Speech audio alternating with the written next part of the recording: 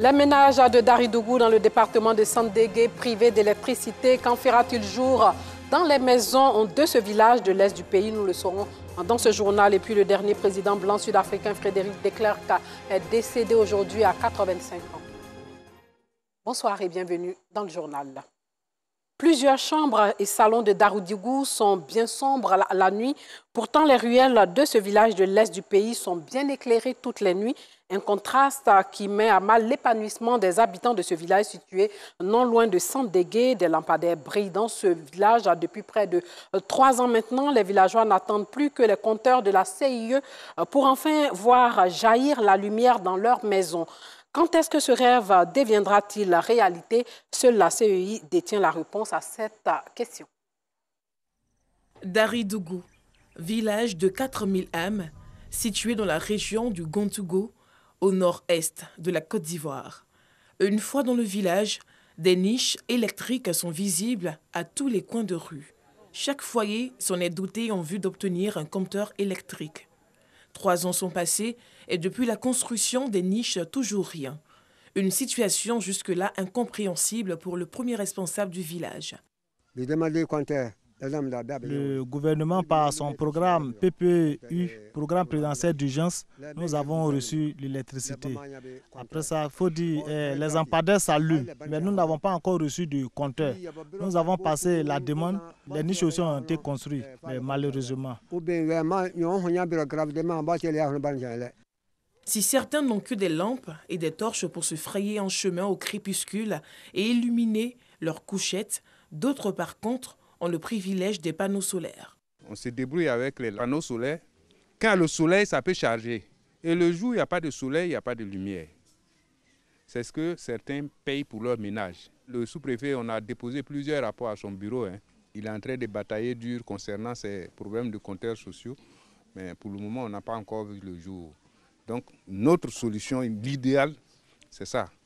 C'est pour que vraiment ces compteurs sociaux puissent être en vue pour bénéficier Daridogou de la lumière totale. Abou, agriculteur d'une trentaine d'années, utilise cette ressource énergétique depuis 2 ans et fait du social auprès des siens.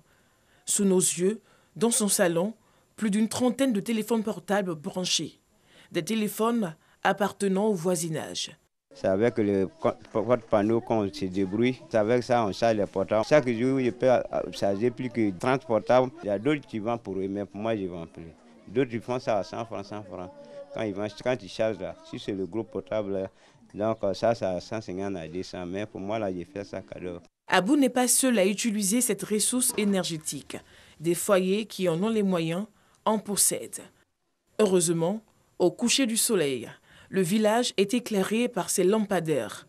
Installés depuis 3 ans, ces réverbères consolent les habitants de Daridogou, toujours en attente de lumière dans leurs domiciles respectifs.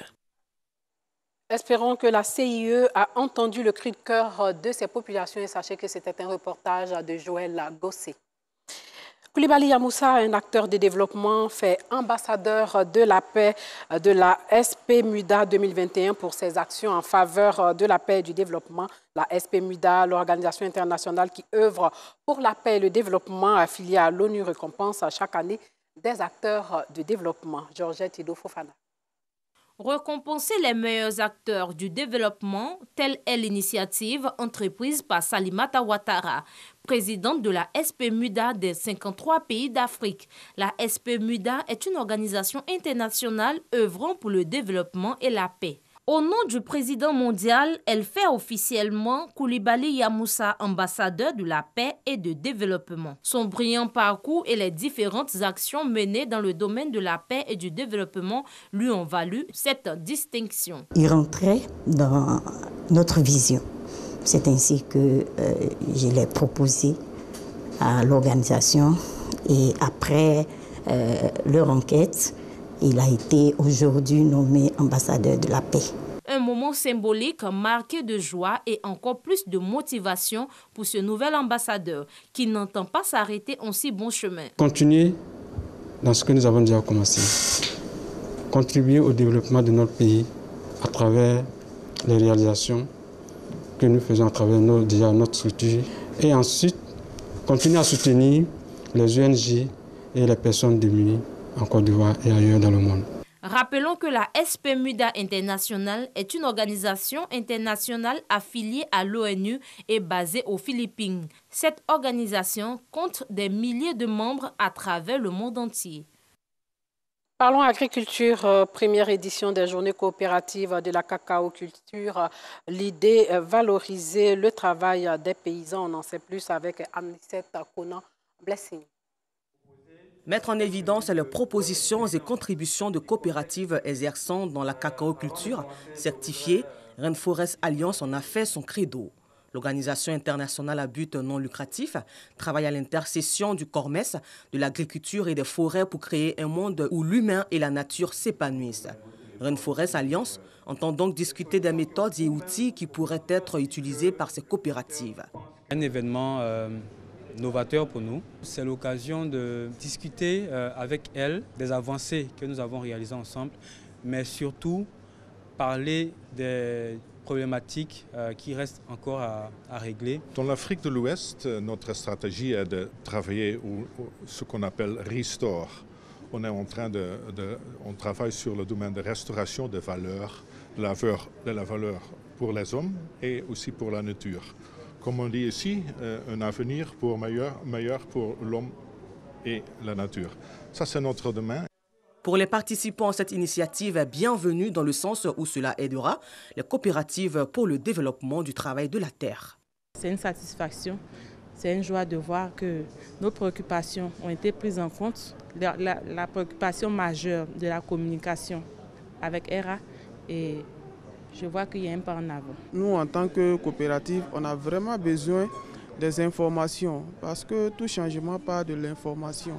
Une fois que vous n'avez pas la bonne information, vous ne pouvez pas agir. Donc, une fois que nous avons la bonne information, on ne fait que relayer ça à nos parents producteurs. Leur dire voilà ce qui est bon, surtout les insecticides, les phytosanitaires. Leur apprendre un peu à manipuler ces phytosanitaires, comment faire pour ne pas impacter l'écosystème. La première édition des journées coopératives exerçant dans la cacao-culture, organisée par Rainforest Alliance, a été meublée par des panels pour enrichir et approfondir les connaissances des agriculteurs. Il a pour slogan « Un avenir meilleur pour l'humain et la nature ».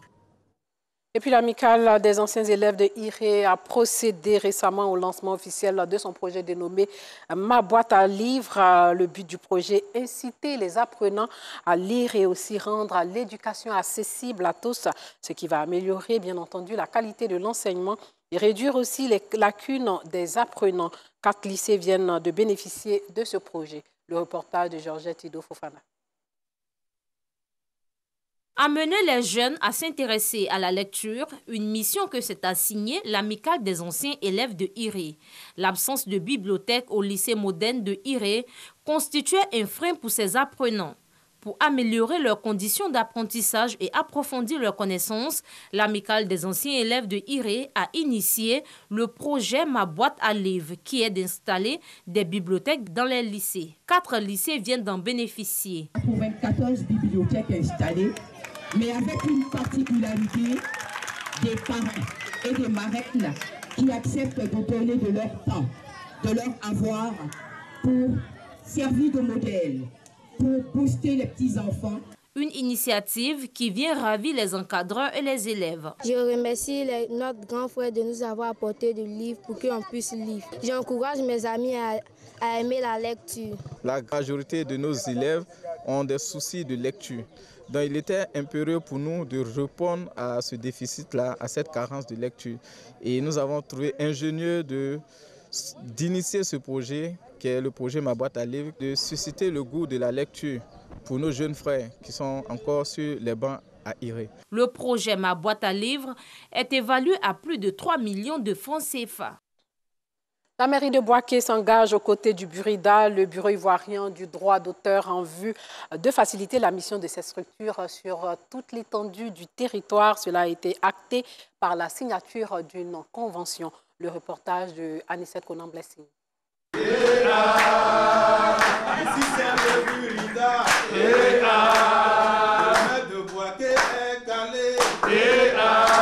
Ces chants et applaudissements au siège du Burida, bureau ivoirien du droit d'auteur, après la signature de convention entre cette structure et la mairie de Bouaké.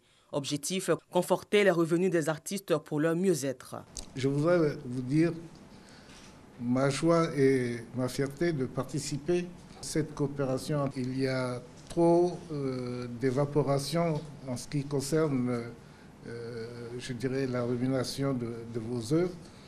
Et tout ce qui peut y contribuer, et comme l'a fait le gouvernement dernièrement à travers les 4 décrets qui ont été pris au dernier conseil de ministres, je pense que tout le monde doit apporter sa contribution. Initiative saluée par tous les acteurs du Burida, dont le directeur général, le conseil de gestion et de restructuration et l'ambassadrice du droit d'auteur et des droits voisins. Nous avons engagé la prospection au niveau de Bouaké pendant près de 3 semaines.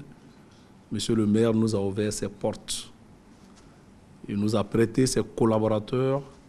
Il nous a donné les clés de la ville et il a sensibilisé sur la notion du droit d'auteur. C'est le lieu pour moi de féliciter d'abord Monsieur le maire pour toutes ces démarches que vous faites pour le Burida. Demain, nous partirons du Burida, mais il faudra que nous partions avec la conscience d'avoir fait notre travail, d'avoir laissé quelque chose à cette maison qui a besoin qu'on lui laisse quelque chose. Un exemple de gestion rigoureuse de travail. Nous sommes heureux de l'initiative et on espère que cette initiative sera vulgarisée dans toutes les villes de l'intérieur du pays. La ville de Bouaké vient ainsi de rejoindre les mairies appartenant à l'UVICOSI, l'Union des villes et communes ayant des conventions signées avec le Burida pour le bien-être des artistes.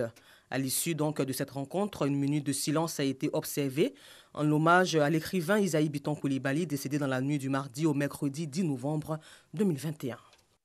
Un mot de religion avec la construction d'un foyer islamique bientôt dans le village de Djaboudango, non loin de Tanda, dans l'est du pays. La pose de la première pierre de ce foyer s'est déroulée le week-end dernier. Georgette Ido Fofana. Siaka Ouattara, fils de la région du Gontougo, au nord-est de la Côte d'Ivoire, pose la première pierre du foyer islamique du village de Djaboudango, un village de la localité de Tanda. Cet édifice religieux servira de lieu de rencontre à la communauté musulmane. Au cours de cette cérémonie, Siaka Ouattara a exprimé sa reconnaissance au chef de l'État pour les actions de développement dans cette localité, notamment l'adduction en eau potable et la fourniture en électricité. C'est le lieu de témoigner notre reconnaissance et notre inconditionnel attachement et soutien à Monsieur le Président de la République, son Excellence, Monsieur Alassane Ouattara, pour tout ce qu'il fait et continue de faire pour le développement de notre région. Nous le remercions aussi pour sa vision et sa clairvoyance et pour toutes ces valeurs et vertus qu'il incarne en bon disciple. L'honorable Siaka Ouattara a aussi invité les populations à se faire recenser et à réserver un accueil chaleureux aux agents recenseurs. Au Sénégal, des dizaines de manifestants descendent dans les rues de Dakar, la capitale sénégalaise, alors que 2 farouches opposants au pouvoir, Ousmane Sonko et Barthélémy Diaz, ont été interpellés lors de troubles sur la route du tribunal où Barthélémy Diaz devait comparaître pour une affaire datant de 2011, notamment pour la mort d'un lutteur. Les 2 hommes sont partenaires dans une coalition formée autour d'Ousmane Sonko en vue des élections municipales et départementales de janvier 2022. L'ancien maire de Dakar, Khalifa Sall, a fait aussi partie de la coalition. Ces 3 hommes ont en commun d'avoir vu ou de voir les ennuis judiciaires troubler leur dessein politique. Tous crient au complot ourdi par le pouvoir et dénoncent une justice instrumentalisée. Et puis le général Abdel Fattah al-Burhan, auteur d'un putsch au Soudan fin octobre, a nommé aujourd'hui même un nouveau conseil de souveraineté dont ont été exclus les représentants du bloc réclamant un transfert du pouvoir aux civils. Après la chute en 2019 d'Omar el-Béchir, un conseil de souveraineté composé de civils et militaires avait été mis en place pour chapeauter la transition vers la démocratie sous la présidence du général Burhan. Le 25 octobre, donc, ce dernier a dissous toutes les institutions décrétées à l'état d'urgence et arrêté la plupart des dirigeants civils du pays. Avec son décret d'aujourd'hui, le général Burhan conserve la présidence du conseil de souveraineté. Le général Mohamed Hamdan Daglo reste son numéro 2. Le nouveau conseil de souveraineté, comme l'ancien, compte 14 membres. Et pour finir, sachez que Frédéric de Klerk, le dernier président blanc d'Afrique du Sud et libérateur de Nelson Mandela, qui a mis fin au régime raciste de l'apartheid, est décédé aujourd'hui à 85 ans. La date et le lieu des funérailles doivent encore être précisés. Le récit d'Alassane Pargan-Drabo. Frédéric de Klerk est mort ce 11 novembre à l'âge de 85 ans. Jusqu'ici, dernier président de race blanche du pays, il est surtout l'homme de la transition vers une Afrique du Sud démocratique. Frédéric de Klerk, ce sont 4 années, 8 mois et 25 jours à la tête de la nation arc-en-ciel. Mais ce que l'on retient de ce conservateur sud-africain, c'est la tournure qu'il donne à l'histoire d'une Afrique du Sud, profondément ancrée dans l'apartheid. Alors que sa formation politique, le Parti national, attend de lui un durcissement des sanctions et le renforcement de l'apartheid, Frédéric de Klerk choisit l'autre option. Pour lui, la ségrégation ne peut plus continuer et la pression de la communauté internationale devient plus grande. Il annonce dans une allocution le 2 février 1990 l'heure du changement. Une métamorphose de la vie politique et sociale à travers des décisions fortes. La suspension de la peine capitale, l'annulation de l'état d'urgence et la libération immédiate de tous les prisonniers politiques, dont le plus illustre, Nelson Mandela, totalise 27 ans de prison.